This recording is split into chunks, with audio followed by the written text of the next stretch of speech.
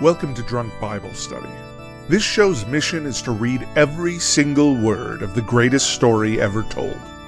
A warning to our listeners, the hosts of this show are sinners, but they're doing their best. There will be drinking and there may be some swears. They did say they'd try to keep it clean, but I wouldn't put my money on it.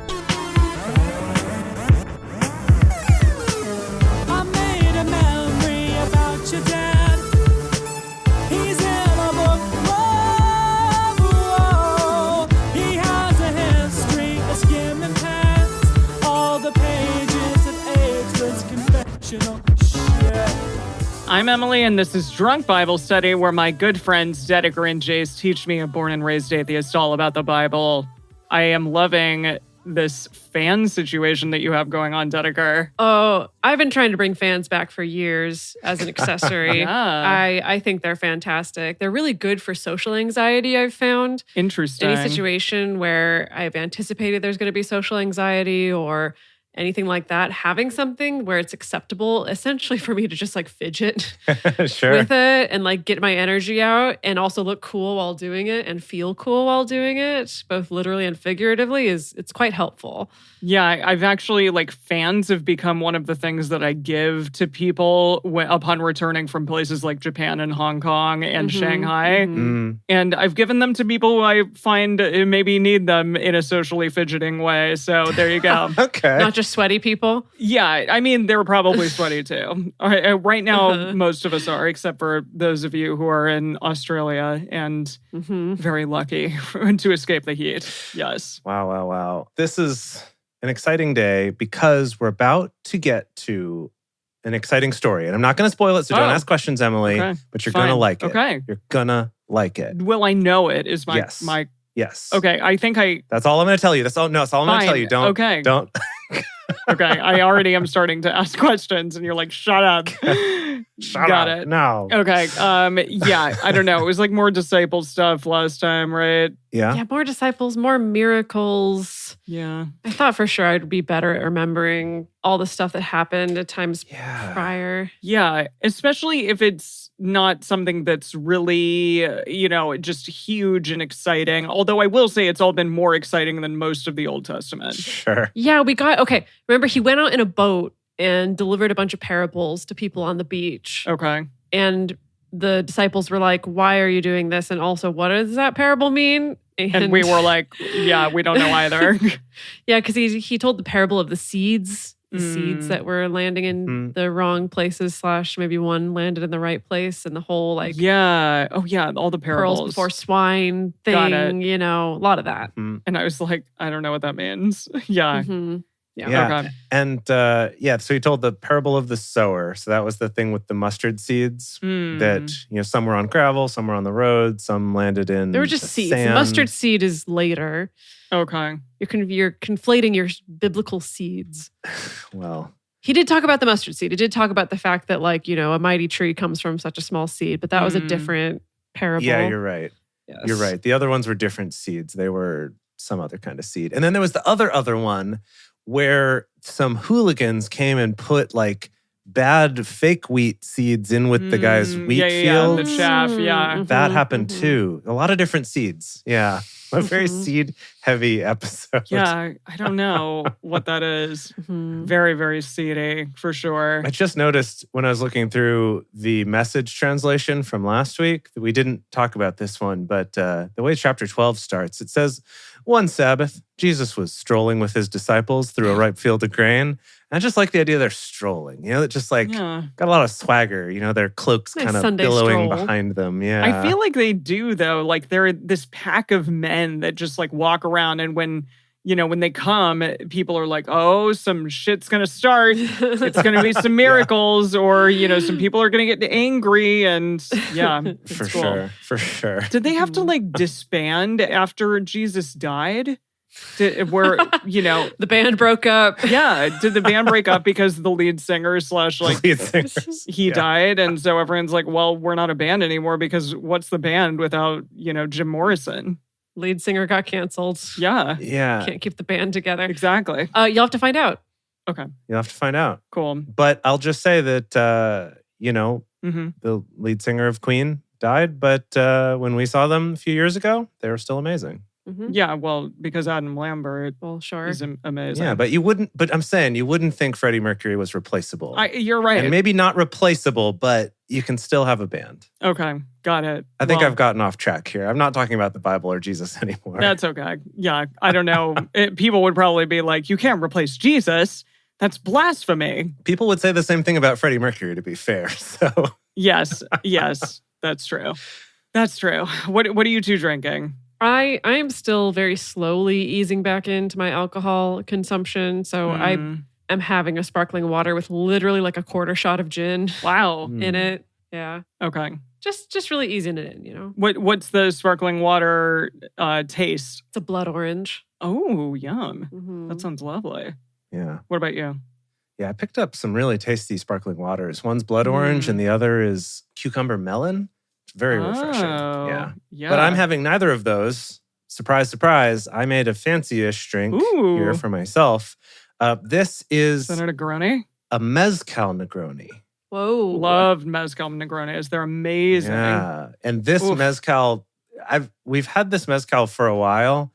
And it's really hard to get through because it's so smoky. Like, I like smoky stuff, and it's maybe too smoky. So I was looking for cocktails to kind of make it more, more doable. And I came across this. And I will say this is a very intense drink. Oh, yeah. Because it's a super duper smoky mezcal. And then Campari is pretty intense and bitter as well. And then it's got some vermouth in it too. Yeah, so it's like, do you want some alcohol with your alcohol? Yes. Yeah, it's intense. Did you put an orange peel in there? We unfortunately didn't have any orange, and I ran out of time to do I was going to do a lemon zest or something, and I just didn't have time. I see. Yeah. That's okay. Yeah, no problem. But well done. Good job. I did one of my classics because I had some fresh raspberries, my raspberry martini. There we go. There, you can see it now. Nice. Yeah, it's just so good because it tastes like a raspberry sherbet. And raspberries are my favorite fruit in the world. Really? I didn't know that about you. Huh. Heck yes, they're delightful. My goodness. So. I mean, I don't disagree. I just didn't know they were your favorite. Absolutely. Alrighty. Shall we get this done? What are we doing today? All right, kids. Yes, it is time. It is time indeed. Today, we are continuing on with the book of Matthew, and we're actually going to be doing 4 chapters today. Whoa. We had a couple 2-chapter episodes, and now we're doing 4. This is Matthew 14 through 17. As we get started, we want to remind everyone to read responsibly and drink responsibly. You can drink along with us, or you can listen to us while you're in the car. But please do not do both at the same time. And with that, it's Matthew 14.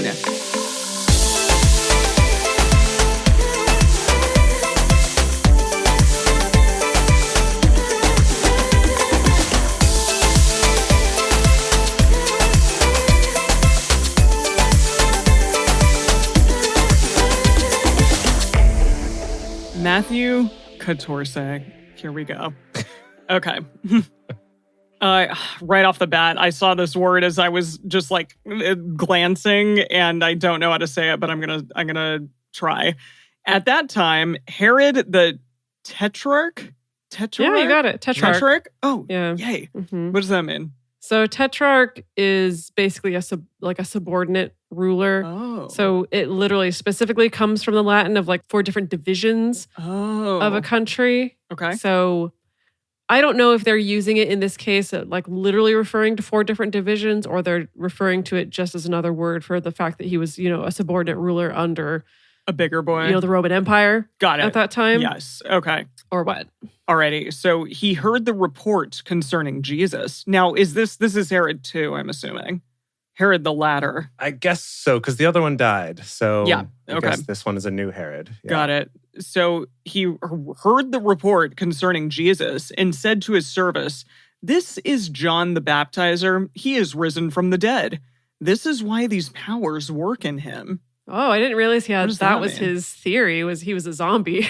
Oh, cool. That's why he had magical powers. Oh, that's interesting. Cool. Wait, John the Baptizer had magical powers? Well, he was baptizing people, and maybe he was also healing people. I mean, he had also a following. healed people. I think he did similar stuff to Jesus. Oh, okay. But Jesus rose him from the dead? No. That happened in a previous... No. Oh. No. This is all just hearsay. Maybe it's true. Maybe it's not. We don't know. Oh, okay. Thank you. Herod just thinks this. I was about it. confused. I'm like, what? Did I miss that? How did I miss that? Got it. Okay. For Herod had laid hold of John and bound him and put him in prison for the sake of Herodias, his brother Philip's wife. Okay. Now, why would he do that? I don't know. For John said to him, "It is not lawful for you to have her." Oh, Ooh, okay. awkward. Okay. I want to know the goss on that one. Exciting. Yeah. So to Herodias, his brother Philip's wife. So his brother Philip had a wife, and I guess John the Baptizer was like, "Nah, that's not allowed. You shouldn't have her." I see in the message he says, so is he committing adultery? That's what the message on his brother? Well, the message says that he named his relationship with Herodias adultery.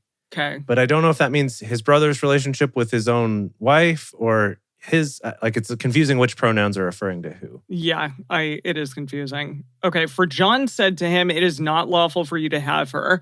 When he would have put him to death, he feared the multitude because they counted him as a prophet. But when Herod's birthday came, the daughter of Herodias danced among them and pleased Herod. Wait, this is Salome. Yeah. Yes. Cool. See, I told you you'd know the story. Oh, okay. Whereupon he promised with an oath to give her whatever she should ask. She, being prompted by her mother, said, "Give me here on a platter the head of John the Baptizer." The king was grieved, but for the sake of his oaths and of those who sat at the table with him, he commanded it to be given, and he sent and beheaded John in the prison. His head was brought on a platter and given to the young lady, and she brought it to her mother. That's it. Now, a whole, I remember operas or whatever are written about that. Right. It's been retold so many times. Yeah. I remember learning the story, in church and Sunday school and this tiny skosh of a story. But then, when you really think about it, it's like, wait a minute. So this one guy, John the Baptizer, who I guess has got a following, he's pretty popular, is like, no, you can't marry her because it's adultery for some reason to Herod's brother. And then he and his wife are so upset about this that they somehow get their daughter to do this really sexy dance for his brother, for her uncle, which is also weird. Yeah. I mean, it just says dance. Okay, sure. It's usually portrayed sexy, but you're right. Okay, but everyone thinks that it's sexy. I know everyone thinks it's really sexy, but I don't know how biblical that is. I feel like Dedeker was maybe it's just good. I always thought that it was like a belly dance, like Dedeker could do in real life. She could do the Salome dance. Possibly. Yeah. Right. So do the dance of at least a single veil. Okay. Yeah. Let's just say she was so talented that he's like, dude, that was amazing. And he's like, I'll give you anything. And I'm imagining she's a teenager probably, right? Or a young adult is like, cool. Well, I would love something actually fun or interesting or cool. But instead, my mom made me ask for the head of John the Baptist on a platter. And then he gives it to her and she's like, gross, cool, great. Mom, here you go. I'm like, that sucks. This really sucks for her. Ew. Right. It does suck. It does. Yeah, she should have gotten paid way better than that, but whatever. His disciples came and took the body and buried it, and they went and told Jesus. Now, when Jesus heard this, he withdrew from there in a boat to a deserted place apart. When the multitudes heard it, they followed him on foot from the cities. Jesus went out and he saw a great multitude. How many times are we going to say the word multitude? He had compassion on them and healed their sick. When evening had come, his disciples came to him saying, "This place is deserted and the hour is already late. Send the multitudes away that they may go into the villages and buy themselves food." But Jesus said to them, "They don't need to go away. You will give them something to eat." They told him, "We only have here 5 loaves and 2 fish. Oh, I feel like I've heard of this. He said, bring them here to me. Well, first of all, can we slow down with this story? Because we'll blast him through it. Lack of planning on everybody's part. Yeah. Right. Here. I guess I get it. The disciples, their whole deal is they're nomadic and I guess a little bit mendicant. They're not supposed to really own anything they're not going to pack a lunch. They're just assuming people are going to feed them. But then all of the people in this crowd, no one brought a snack I don't know. these five fishes and 2 loaves or whatever it was. Maybe snacking wasn't as big of a thing as it is now. I think it's just that Jesus was so engaging as a public speaker that he just had them so captivated. They're like, we can't leave. Yeah. And also we can't listen to this on a podcast later. It's true. We've got to be here live or not It's at true. all. So what are we going to do? I love that though. He was like, yeah, come here, bring him to me. So, okay, he said, bring him here to me. He commanded the multitudes to sit down on the grass, and he took the 5 loaves and the 2 fish, and looking up to heaven, he blessed, broke, and gave the loaves to the disciples, and the disciples gave to the multitudes. They all ate and were filled. I'm assuming that means, they took up 12 baskets full of that which remained left over from the broken pieces. So he turned 5 loaves and 2 fishes into many fishes and many loaves, I guess. It doesn't say how many. Doesn't say. Just that they had leftovers and fed all those people. Got Does it say how many people in your translation? It says multitude. Well, in other accounts, in other gospels, sometimes they actually drop a number like 4,000 or 5,000. Whoa. 5,000 in Sometimes. all the translations. I think it might be the next verse, Emily, if you read one more. Does it say that? Oh, yeah. Those who ate were about 5,000 men, besides women and children, who we don't count because they don't count. Immediately, Jesus... So potentially 10,000 people. Whoa, yeah. Depending how many women were allowed to come to this concert. That's... Women don't understand music. Yeah. So Brady in the chat is pointing out something that I have always wondered, right? It's like, how did this practically work? I don't know. How do they multiply exactly? And I remember watching different filmmakers attempt this, right? Because it is how do you show bread and fish multiplying, especially if it's it's a Bible film from the 70s and you don't have a huge VFX budget. How do you do that? Throw more fish into the pile or something. I think there's some of that cutting away where it's like the disciples are like, oh, we only have this bread. I guess I'll start giving it out. And they turn around and there's all this bread, Yeah, or there's oh my God, the basket's of bread is not running out. We have so much. It just keeps happening. They just do the same take over and over again. I like to imagine it more like a stage magician, right? So he's got the fish and, they cut a piece out of it. And then he takes that fish and holds it up and you see there's a piece missing from it. And he kind of folds it, maybe wraps it in a napkin and pulls it back out and it's whole again. And then they cut off more.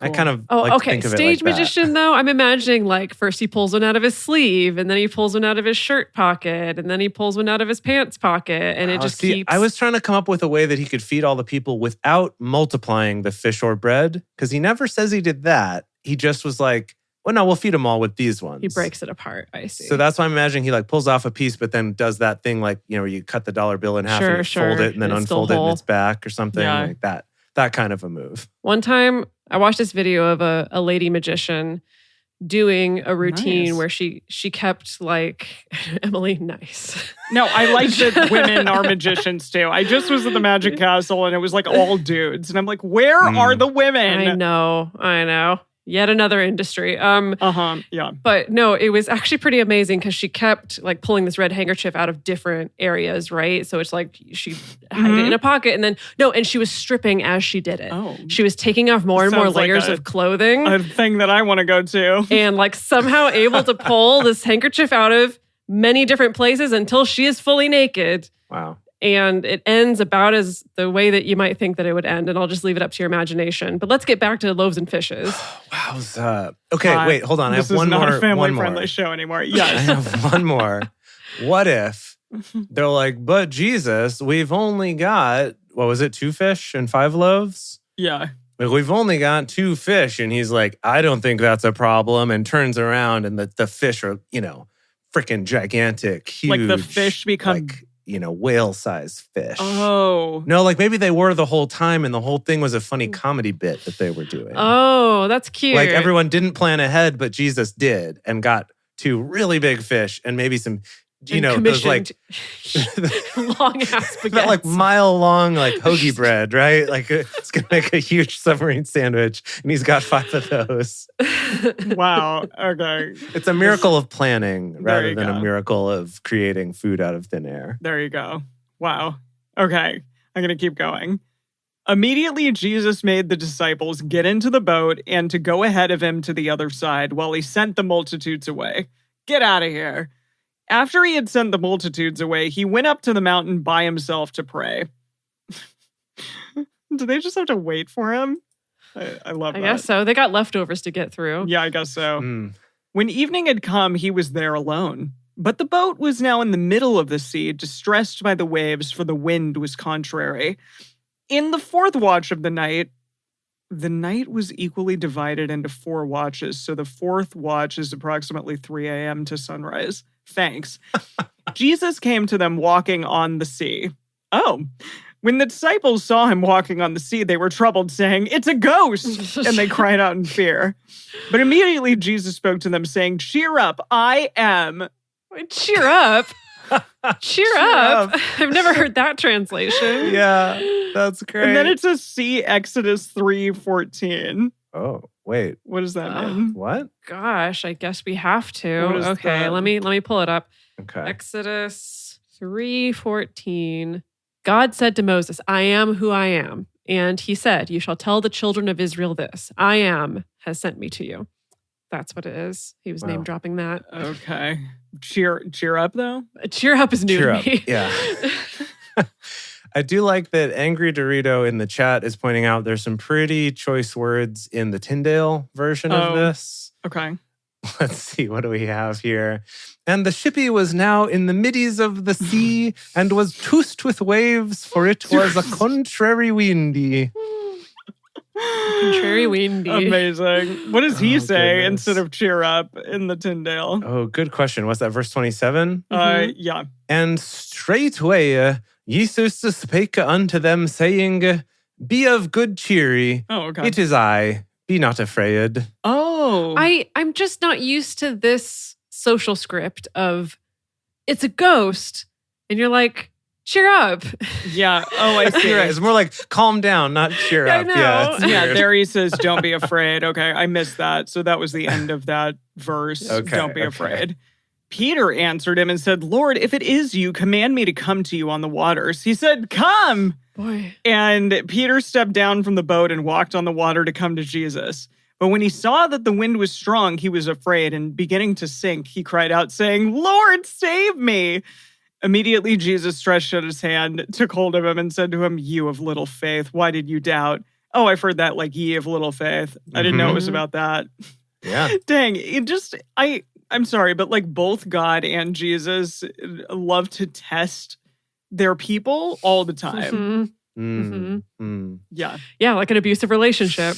Correct. It's a little weird. I'm like, why are we doing that? When they got up into the boat, the wind ceased. Those who were in the boat came and worshipped him, saying, You are truly the Son of God. Oh, they said it there. When they had crossed over, they came to the land of Gehennesaret. When the men of that place recognized him, they sent into all that surrounding region and brought to him all who were sick. And they begged him that they might just touch the fringe of his garment. As many as touched it were made whole. Wow. Cool. They did it. There it was. There it was. Wow. I forgot about this story about Peter being like, you tell me to go out on the water. Oh, really? And then he did, and then kind of failed. No, I remember it now. Now it's all coming back to me, but it wasn't top of the list. Yeah. Yeah. I say, yeah, because he didn't have faith. And so then he was sinking and he was like, why is this happening? And then Yeah. Jesus grabbed him. Jesus was like, Bro, I got you. Bro, Yeah. oh ye of little faith. Yeah. Okay. Okay, do it. Matteo 15. Then Pharisees and scribes came to Jesus from Jerusalem, saying, Why do your disciples disobey the tradition of the elders? For they don't wash their hands when they eat bread. Oof, that is bad. Gross. That is, Yeah. yeah. Huh. Now, yeah, okay. He answered them, Why do you also disobey the commandment of God because of your tradition? I love it. He's like, how about why don't you? You do too, man. Didn't realize Jesus originated whataboutism. For God commanded, honor your father and your mother, and he who speaks evil of father or mother, let him be put to death. Oh. But you say, whoever may tell his father or his mother, whatever help you might otherwise have gotten from me is a gift devoted to God, he shall not honor his father or mother. You have made the commandment of God void because of your tradition. I'm going to need help from Eugene on that one. What? Yeah. Okay. So this is from Tyndale. Okay. But I mean, I asked for Eugene, but that's I know okay. you did, but Just like, no. But this is more important. But ye say, every ma shall say to his father or mother, that which thou desirest of me to help ye with is given God. And so shall he not honor his father or his mother, and thus have ye made it the commandment of God is without effecti through your traditios. That Traditios. did not help at all. Traditios is how it's written, yeah. Traditios. Thank you, You got it. for not helping. Yeah. No, so this is, again, with a lot of these things where Jesus is criticizing the Pharisees for stuff that they do, we don't have any context for it from here. So we kind of have to just assume, oh, I guess that was a thing that was going on.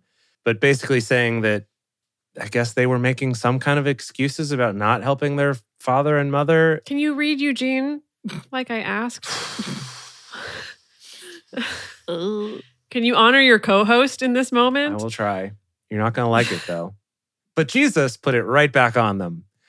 Why do you use your rules to play fast and loose with God's commands? God clearly says, respect your father and mother, and anyone denouncing father or mother should be killed. But you weasel around that by saying, whoever wants to can say to father and mother, what I owed to you, I've given to God. That can hardly be called respecting a parent. You cancel God's command by your rules. Frauds. Wow. Okay. Wow. Okay. Was all that right, helpful? Sure. Okay. It was a little helpful. Slightly more helpful. Yeah, a little helpful. Really? It was. Little. Okay, dang. Okay. Yes. Okay, I'm sorry. I just needed to brag in the chat about what a good Proverbs 31 woman I was this week. What does that mean? That I got up on Monday and did a bunch of cooking before the dawn. Because Why my would you body do was that? still on meditation retreat. Oh, so what did time you and- cook? I roasted up all kinds of veggies, Wow. mostly Yum. potatoes, and we needed to eat. The family needed to eat. Mm. Needed food. So I had to get up and provide for my family, and then go spin some scarves, and then buy a vineyard. Mhm. I didn't get to the Cool. vineyard part, but trust me, I wanted to. Wow. Where was I? You hypocrites! Well, did Isaiah prophesy of you, saying, these people draw near to me with their mouth and honor me with their lips, but their heart is far from me. And in vain do they worship me, teaching as doctrine rules made by men. He summoned the multitude yet again and said to them, hear and understand. Is the multitude not just the disciples, but like all the other followers that are there? Yeah. It's got to be. Yeah. Okay. Yeah, because the disciples are only a few.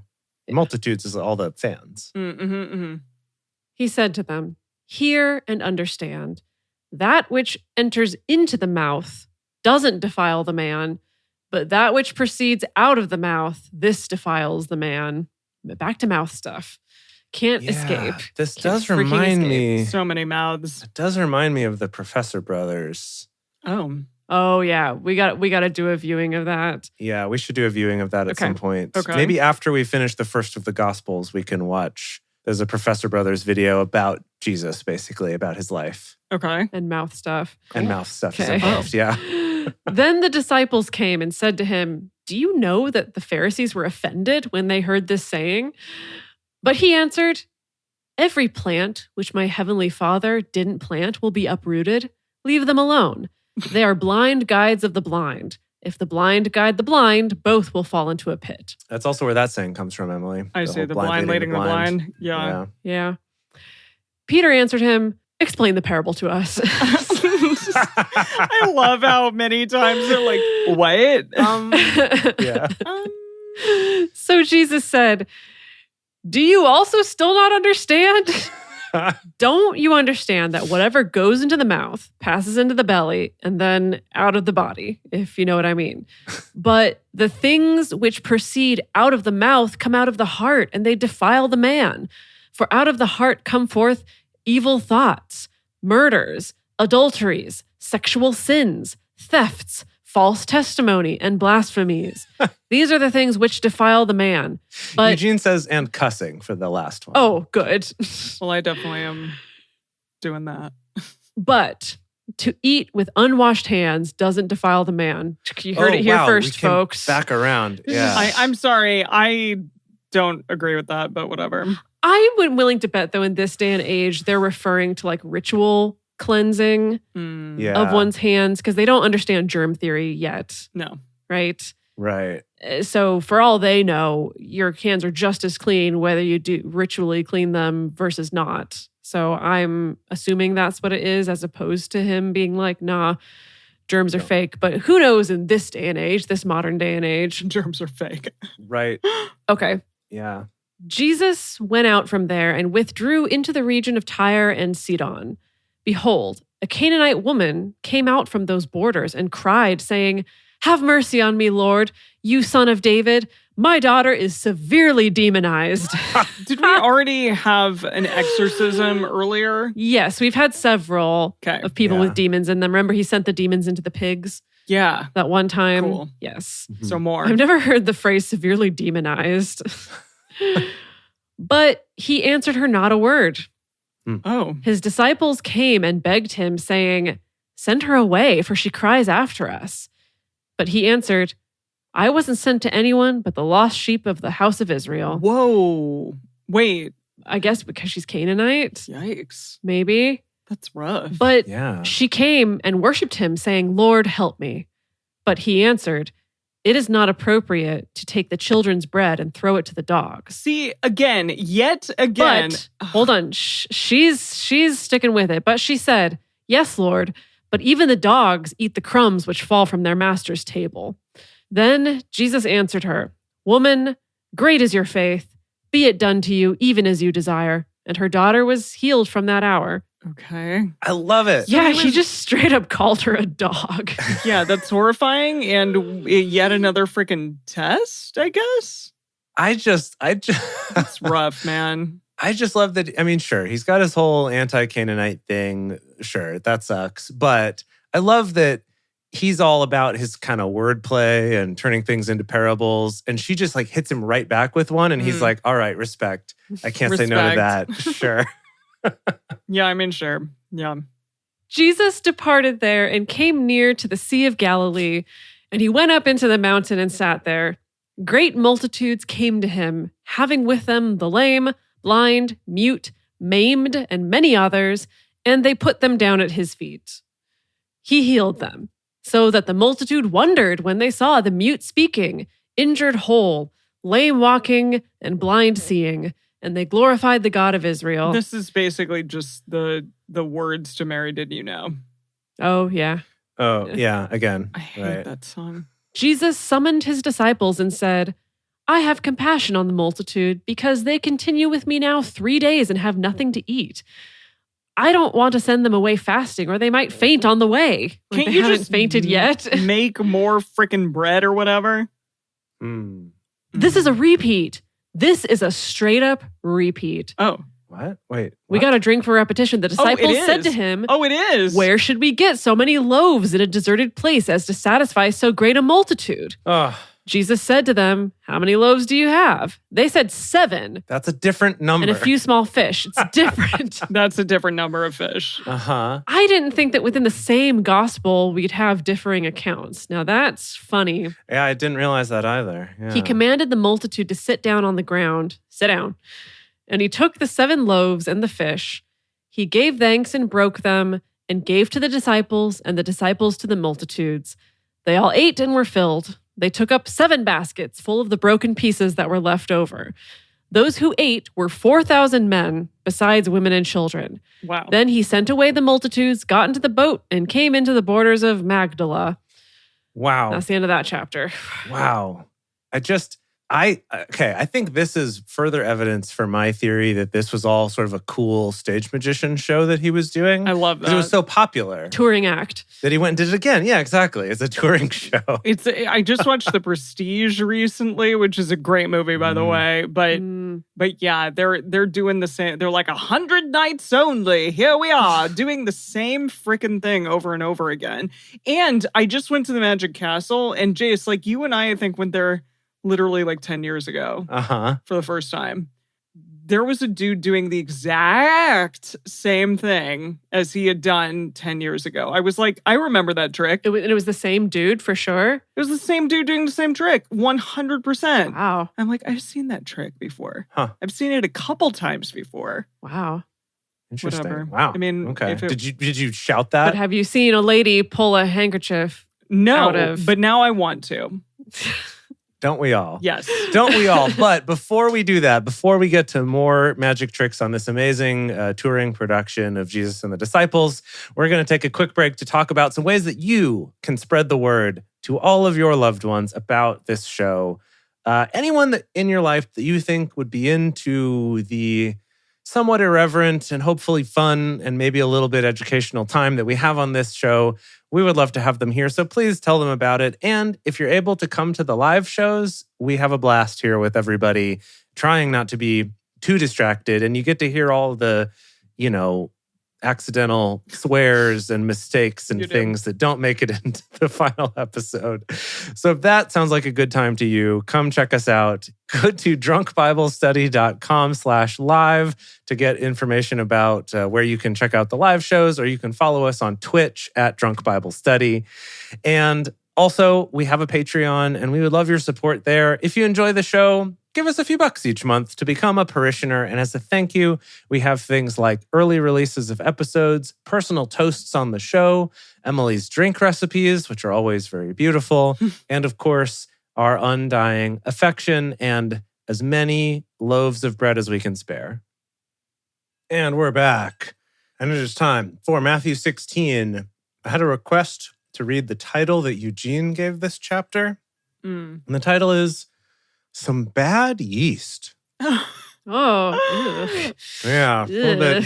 Yeah. What? That's kind of horrifying, but okay. Yeah. I'm sorry to hear that. I don't know where your all Okay. minds are going, but that's what Eugene wanted you to do.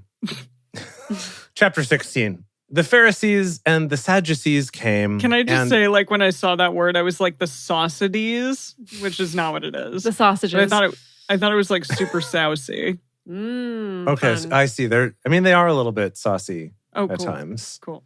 So the Pharisees and the Sadducees came and, testing him, asked him to show them a sign from heaven. Oh.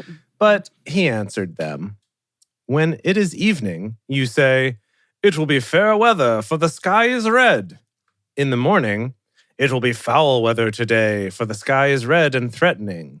What's that? Red sky at morning, sailors, red sky at night, It's a blood moon. sailor's delight." Yeah, red sky in the morn, sailor be warned. Wait, I thought you Right. were saying like skyrockets in flight, afternoon delight. That's not what I was very saying. I different don't think thing. that's what Okay. Jesus was saying either. Okay. But yeah, he was doing the whole like red sky at night, sailor's delight, red sky in morning, sailor's warning, or whatever I don't that know is. what Yeah. that is. Anyway, Okay. I don't know what that is. here's what Jesus says about that. Hypocrites!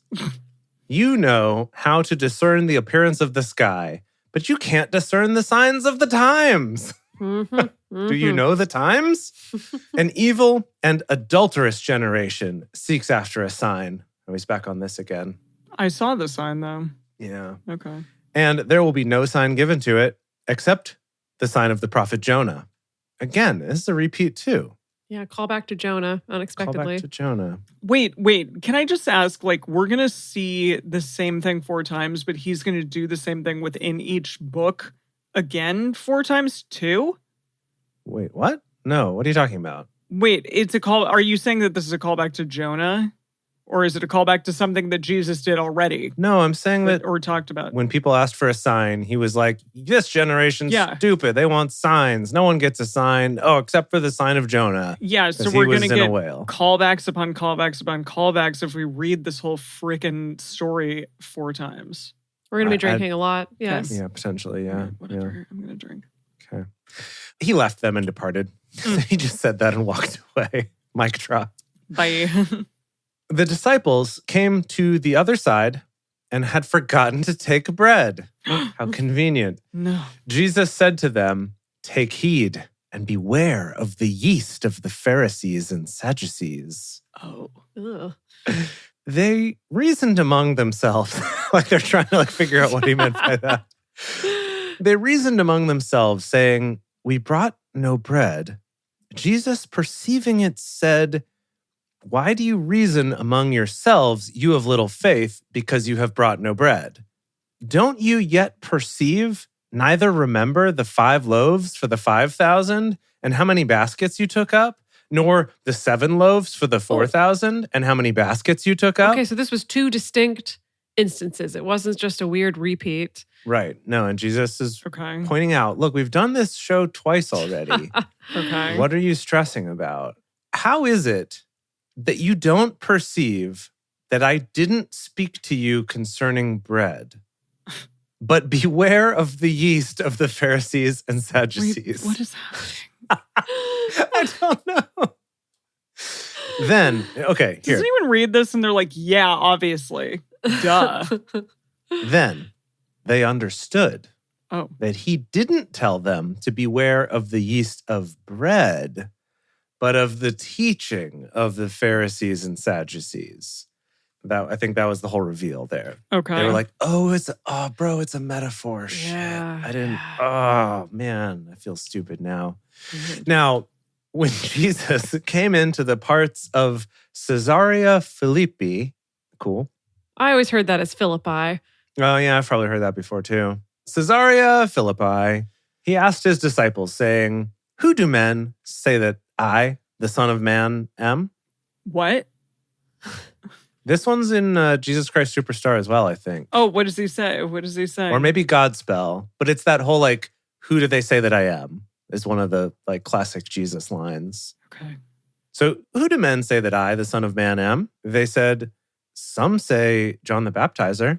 What? No, Some- he's dead. His head's gone. Some Elijah, and others Jeremiah or one of the prophets. Sorry, we forgot their names. He said to them, "But who do you say that I am?" Simon Peter answered, "You are Christ, the Son of the living God." Jesus answered him, "Blessed are you, Simon Bar Jonah." Peter. Yeah, I'm confused now. Who is Bar Jonah? Well, so yeah, I don't know Bar what's going is on here. of or whatever? Or I am guess so, I yeah. don't know. Blessed are you, Simon Bar Jonah. It's his middle name. Got it. Simon Bar S.B. Jonah. For flesh and blood has not revealed this to you, but my Father who is in heaven. I also tell you that you are Peter. Peter's name is a parenthetical statement. That's the word I'm looking for. Cool. Peter's name, Petros in Greek, is the word for a very specific rock or stone. Oh. That you are Peter, and on this rock I will build my assembly, and the gates of Hades will not prevail against it. Is there something about a bedrock in Jesus, on this rock? I thought that there was some rock thing. Yeah, on this rock I will build my church. It's this. Is that what he's talking? Is that This what is what's happening. Oh, okay. Yes. Is that Mm-hmm. Yes. cool? Yes. Got it. Yeah, I think that we're going to get some more stories about rocks, but yeah, this is one I of mean, them. yet again, the best decision ever was to make the rock the rock. Yes, it's true. Mm-hmm. Totally. Yeah. And the gates of Hades will not prevail against it. Mm-mm. I will give to you the keys to the kingdom of heaven, and whatever you bind on earth will be bound in heaven, and whatever you release on earth will be released in heaven. I don't remember that verse getting quoted very much. I would like to pause really quickly to say we do need to cast Peter. Now, Oh. Daniel in the chat was saying we need someone who's kind of earnest, but also kind of broy at the same time. Interesting. Bradley Cooper or something. Ooh, Bradley Oh, Cooper's that's fun. good. There was Chris Pine on our list That's also. good too. That's good He's too. also good. Also Yeah. good. I think I like Bradley Cooper better though. Sure. Yeah, he seems more like a Peter to me. Yeah. Yeah, for sure. For sure. Okay. I think there All it right. is. Yeah, Bradley Cooper, Simon Peter. At least for this, Peter. Can I just say, like, we of Drunk Bible Study as SAG-AFTRA / the two of them are former SAG-AFTRA members, we all stand in solidarity with you, SAG-AFTRA and WGA. And really, that's the only reason why we haven't started production on all these films. It's true. It's true. We're just waiting for the strike to be over. Yeah, as everyone is. Yep. Okay.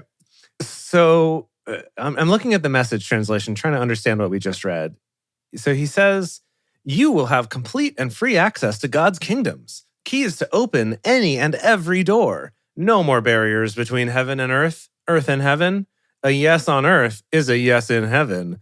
A no on earth is a no in heaven. Great. That's what Eugene said. So I don't know what to make of that. Okay.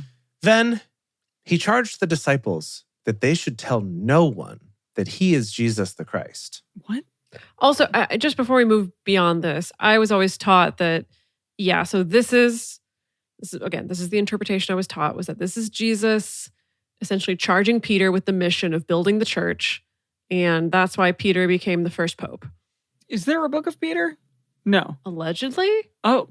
Well, okay, so no, not in the Bible. I always heard that there was. It just didn't make it into the final draft. But Peter is the first pope? Yeah. Like Catholic pope? Yeah. He's the first Catholic pope. He's considered the first pope. Okay. Emily just You're got so real quiet. nonplussed by that.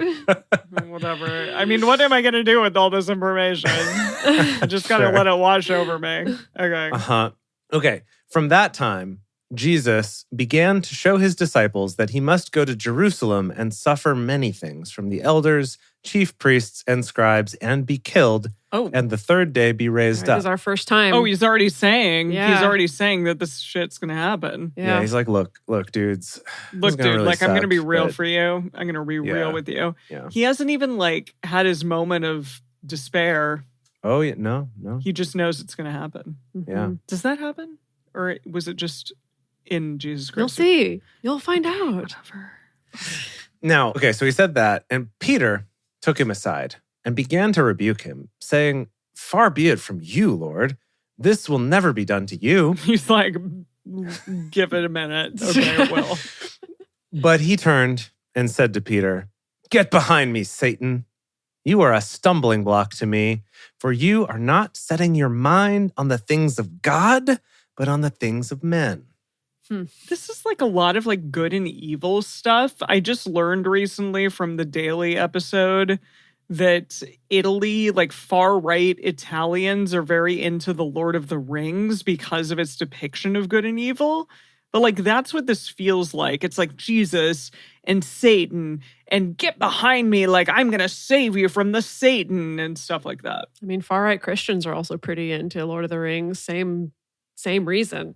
I mean, listen, great movies, great books. Gotta love Samwise and Gandalf. Oh, yeah. All of them, but yikes. Yeah. It does seem like as we're going through, Jesus has moments of getting pretty intense, and I think this is one of those. Yeah. So he's not like a guy that I'd want to like have a drink with, you know? Really? No. Really interesting. Oh, and I think it'd be interesting, right? Because you don't know what to expect, right? He's a real But that's loose cannon. That's what's scary to me. I don't want to have a drink with a loose cannon. I want to know what I'm going to get. And he's kind of erratic. Well, okay. All right. Fine. Extra drinks for me. Then Jesus said to his disciples, if anyone desires to come after me, let him deny himself and take up his cross and follow me. For whoever desires to save his life will lose it, and whoever will lose his life for my sake will find it.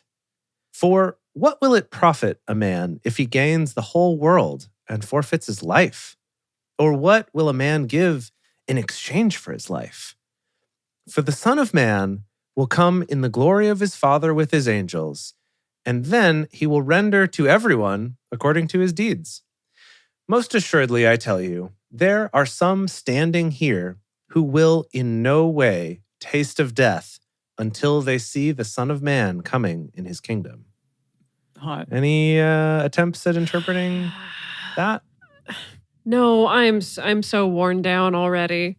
No, you can't give up I'm yet. worn down by this Christ figure. Dedeker, we are not even, we haven't even finished the first book of this. I know. It's fine. We'll get to Revelations eventually. Maybe by the time this is repeated 4 times, then I'll get it. Then we'll have some theories. Cool. Okay. Sure. Can I bring this home? Do it. Okay. DSA. 17.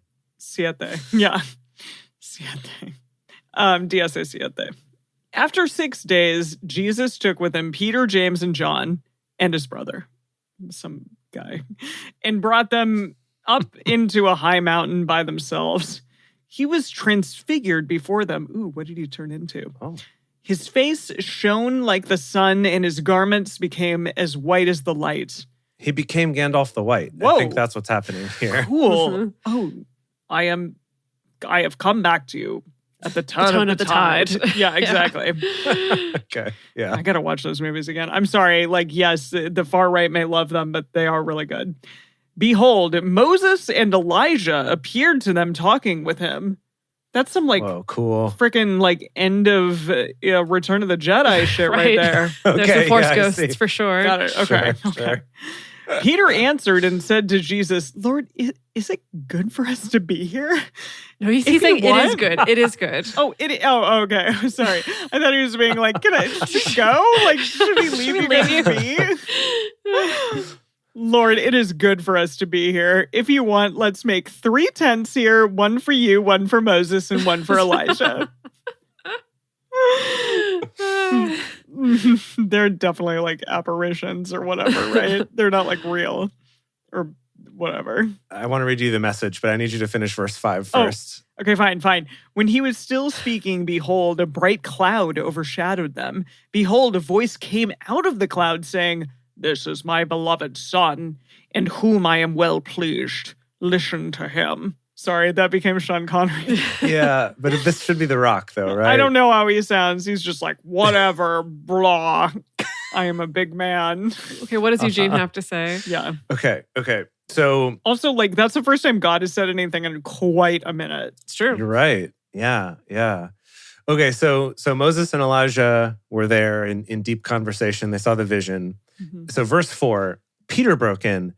Master, this is a great moment. What would you think if I built 3 memorials here on the mountain? One for you, 1 for Moses, 1 for Elijah? While he was going on this, babbling, a light radiant cloud enveloped them. Just love. Everyone's so down on these disciples. They're just yes men for freaking Jesus, you know? Boy. Good Lord. Jesus was the first billionaire. What? He wasn't no, I'm just saying how Elijah Wood, that's not him. Elon Musk.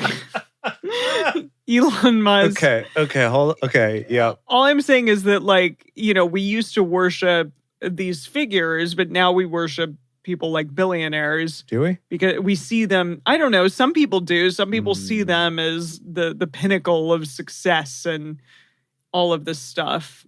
Sorry, my head is spinning. I'm only just now realizing that you said the words, Jesus was the first billionaire.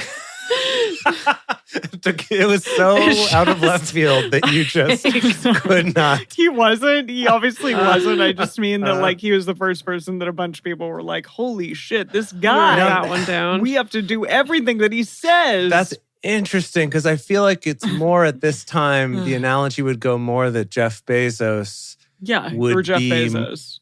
Or any of those guys, right? Or Elon Musk would be more like the Herod and the Caesar because they were the super rich ones. And that Jesus would be more like the Van Morrison or someone that everyone's obsessed with, but who's a little bit counterculture. I don't know. I know that that's what they want you to believe, but I don't know. I don't know if maybe. I don't know. I'm going to keep going. When the disciples heard it, they fell on their faces and were very afraid because it was God. And they were like, holy crap. Jesus came and touched them and said, get up. Don't be afraid. Lifting up their eyes, they saw no one except Jesus alone. As they were coming down from the mountain, as she comes. Jesus commanded them, saying, "Don't tell anyone what you saw until the Son of Man is risen from the dead." He knows that it's coming. Mm-hmm. That's pretty intense, if you know that like you're going to have to go through a frickin' crucifixion. Yeah. That is the thing that endears me to Jesus, is that he's like very courageous. He's like Link in this moment, Maybe Link. even more like Zelda in a way. Oh, you're right. Because I would argue she's the courageous one in that game. Oh, I love her. Okay, Oh my keep going. God. I'm sorry, you're right. She's the best. His disciples asked him, saying, "Then why do the scribes say that Elijah must come first?" What? Exactly. Jesus answered them, saying, "Elijah indeed comes first and will restore all things. But I tell you that Elijah has come already, and they didn't recognize him, but did to him whatever they wanted to." This is very sexual. Okay. Even so... Wow. Okay. Geez, Emily, that's not the direction I took with that. Okay, wait, what are they saying about this? Okay, so they're talking about the prophecies from before, right? Like the leave a seat for Elijah, the whole thing of like the prophet Elijah is going to come back. Yeah, but so And- they're saying that he's Elijah? No, they were like, but I thought Elijah was supposed to come back first. And he's like, no, bro, he did. He did. It's just like no one noticed. They just kind of What? treated him bad and then he left. Because Jesus Now is I'm going to here. make the argument that it's like how it's going to go to him, right? Is he's the Messiah, but no one's going to notice or care. Okay. Cool. Or at least that's how the powers that be are going to respond. They're going to try to do that, yeah. Okay. Thank you for clearing that up. Even so, the Son of Man will also suffer by them. Yeah, I mean, definitely. Then the disciples understood that he spoke to them of John the Baptizer. Shit. Dude, Emily, stop for a moment. This is such a good reveal. That's like the end of an episode reveal, right? Or like the end of a movie in a series or something, right? That they're like, but I thought Elijah was supposed to come. He's like, he already did. He did these things. Wait, and so it was John the Baptist? Yeah, you play the flashbacks and you realize all along John the Baptizer had been Elijah. And you're like, oh shit. And then you can't wait for the sequel. Is the sequel Jesus' crucifixion? Is no one on board with this? I'm like, come on, this is exciting TV. I don't know. Sure. Okay, that's what they're saying. Cool. So is that why Jesus like got so upset about Elijah? Was Elijah the one who like flew off into the air and didn't die? And then came back and then did get his head cut off, and so he did die? Is that what they're saying? I think yes. Yeah, you got it. Whoa, okay, He flew cool. off into the air and then came back as John the Baptizer, yes. And then got his head cut off. Cool. Got it. Okay, full circle moment. I'm sorry. When you say it flew off into the air, I just get a memory of like when you're a child, you like let a balloon go and you just like watch it that's basically what for happened. miles until he's so small you can't see him anymore. Yeah, that's exactly what I happened. just wanna give- He was in a chariot. I would though. also love to give a quick shout out to some people in the chat who are being excited with me about this amazing reveal that just happened, even though you two are freaking party poopers. Whatever. Can we keep going? What? I said that he flew up into the air. Yeah, I'm going, okay? When they came to the multitude, a man came to him, kneeling down to him, saying, "Lord, have mercy on my son, for he is epileptic." Yeah, you said What it. is it? Yeah, you got it. Epileptic. Mm-hmm. And suffers grievously, for he often falls onto the Oh. fire and is often into Oh, the water. jeez. Good Lord. Oh, no. So I brought him to your disciples, and they could not cure him. Jesus answered, Uh-oh. "Whatever, man, He's I at got the end you. of his rope. Faithless and perverse generation, how long will I be with you? How long will I bear with you? Bring him here to me." I love it that I the guy's know. like basically escalating a customer support case. He's like, look, I came to your disciples. Seriously. They couldn't help me. Like they escalated me to you. Yeah. He's like, oh, these idiots. Bring him here. I'll fix it. Oh, God. Jesus rebuked him. The demon went out of him, and the boy was cured from that hour. People are in the chat are clamoring for a reading from Eugene of this section. Oh, okay. Right, okay. Let's see here. They're on it. Let's see. I brought him to your disciples, but they could do nothing for him. Jesus said, what a generation. No sense of God, no focus to your lives. Wow. How many times do I have to go over these things? How much longer do I have to put up with this? Bring the boy here. He ordered the afflicting demon out, and it was out, gone. From that moment on, the boy was well. Yeah. Jesus has no patience. No, he really doesn't. Like, he didn't say patience was a virtue and mean him. No. Okay, I see. Okay? Yeah. Then the disciples came to Jesus privately and said, why weren't we able to cast it out? He said to them, because of your unbelief. For most assuredly, I tell you, if you have faith as a grain of mustard seed, there it is. You will tell this mountain, move from here to there, and it will move, and nothing will be impossible to you. But this kind doesn't go out except by prayer and fasting. While they were staying in Galilee, Jesus said to them, the Son of Man is about to be delivered up into the hands of men, and they will kill him. And on the third day, he will be raised up. So he's just like telling everyone now. And so like, it's a self-fulfilling prophecy and he's just got to fulfill it. I think he's just telling the disciples over and over. Okay, whatever. It's still the same people he's telling each time here. It's Okay, just good. secret to them. Okay. They were exceedingly sorry. When they had come to Capernaum, those who collected the didrachma. The didrachma? Didrachma? Oh, okay, thanks. Didrachma coins. A didrachma is a Greek silver coin worth 2 drachms, about as much as 2 Roman denarii, or about 2 days' wages, denarii. It was commonly used to pay the half-shekel temple tax because 2 drachmas were worth 1/2 shekel of silver. So what happened? I could just give you from Eugene here. This is the start of a news story. Okay. That when they arrived at Capernaum, the taxmen came to Peter and asked, does your teacher pay taxes? And Peter was the taxman before, right? Or was he a fisher boy? that was Matthew. Peter was a fisher boy. Right. Okay. And he's like, bitch, no. And yeah, I don't know. Maybe he loves taxes. Let's find out. I bet he'll tell us about it. Okay, here we go. So anyways, yeah, that dude who was collecting the coins came to Peter and said, doesn't your teacher pay the didrachma? He said, yes. When he came into the house, Jesus anticipated him saying, what do you think, Simon Peter? Why does he call him both names? For whom do the kings of the earth receive toll or tribute? From their children or from strangers? Peter said to him, from strangers. Jesus said to him, therefore the children are exempt. But lest we cause them to stumble, go to the sea and cast a hook and take up the first fish that comes up. When you have opened its mouth, you will find a stater coin. Stater? A stater is a silver coin equivalent to 4 Attic or 2 Alexandrium drachmas, yes.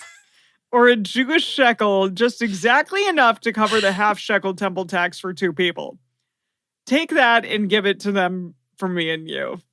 Dude. Yeah, as Brady in the chat is saying, this is a magic trick. This is a legit magic trick. A legit one. Wait, because he was like, just find a fish, any fish, and grab it, and then you'll find a coin. And it's perfect. It's a perfect coin. Yeah. For you to pay your tax. Wow. Okay, that happened. I love it. I love that. Can I just ask, like, how we're doing this until like September?